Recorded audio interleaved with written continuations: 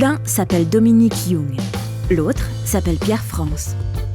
L'un est rédacteur en chef d'un journal papier, l'autre est rédacteur en chef d'un site d'information. Les deux confrontent leur point de vue sur un métier sous pression. Sur papier ou en numérique, on fait le même métier. Le métier de base, c'est la collecte de l'information et la vérification de l'info et la diffusion de manière honnête de l'info. Ce qui est important, je pense, entre le web et le papier, c'est le contrôle du contenu. Mais le contrôle du contenu me semble plus facile dans la presse écrite classique que dans le web avec la multiplicité des sources. Et le gros problème sur le web, de l'info sur le web, c'est la responsabilité de l'éditeur. Dans certains sites internet, on ne sait pas qui est derrière, il y a un anonymat absolu et tout et n'importe quoi peut circuler. Qu'est-ce qui provoque tant de défiance envers les journalistes ? Souvent, c'est une méconnaissance des contraintes liées à l'exercice journalistique. C'est-à-dire que souvent, les gens questionnent pas forcément la fabrique de l'information, mais la manière dont l'information a été sélectionnée. Puis c'est aussi, par exemple, ce qu'on voit avec les gilets jaunes qui accusent BFM de tous les maux. C'est pas tellement les images qui sont questionnées, c'est le choix de certaines images. Il me semble qu'il y a aussi une paresse de la partie du lectorat. Quand on pose la question aux gens qui nous mettent en accusation, en disant « mais est-ce que vous avez vraiment lu le journal de ce jour ?» Non, ils n'ont pas lu le journal.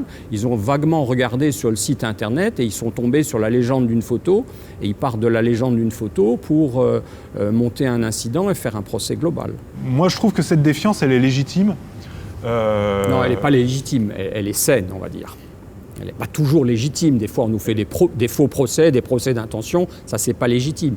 Mais qu'il y ait une vigilance par rapport au métier de journaliste, ça, je trouve ça très sain, oui.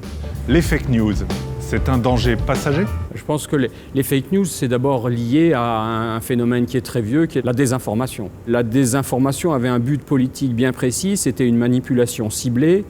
Alors que maintenant, les fake news, c'est parfois aussi n'importe quoi qui est balancé, qui fait sens pour une partie de la population qui est tentée de croire les balivernes. Et un mensonge répété 1000 fois peut devenir une vérité pour une partie de la population.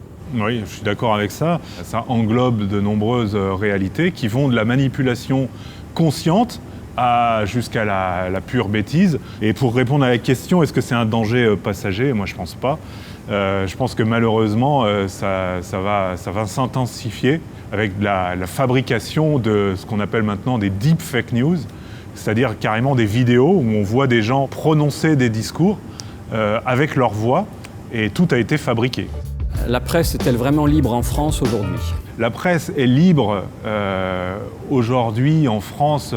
Pour autant, est-ce qu'on est vraiment libre quand on est un secteur économique aussi dépendant de subventions publiques, aussi dépendant d'actionnaires dont le premier métier n'est pas la presse? Si on répond non à cette question, eh bien à ce moment-là, par cascade, la presse en France ne peut pas être considérée comme étant vraiment libre. Il n'y a pas un censeur unique, étatique, qui peut fermer le robinet et à ce moment-là, plus rien ne passe. Oui, alors c'est sûr qu'on n'est pas dans une dictature. Pour autant, sortir quelque chose de signifiant sur le plan politique est quand même extrêmement fragile dans notre pays. La situation nécessite quand même une vigilance. C'est un combat de tous les instants. Moi, je pense que toute information vérifiée est bonne à dire. Voilà. On est libre de tout dire et il faut continuer de se battre pour que cette liberté soit effective dans les faits. Le futur du journaliste ne sera que sur Internet.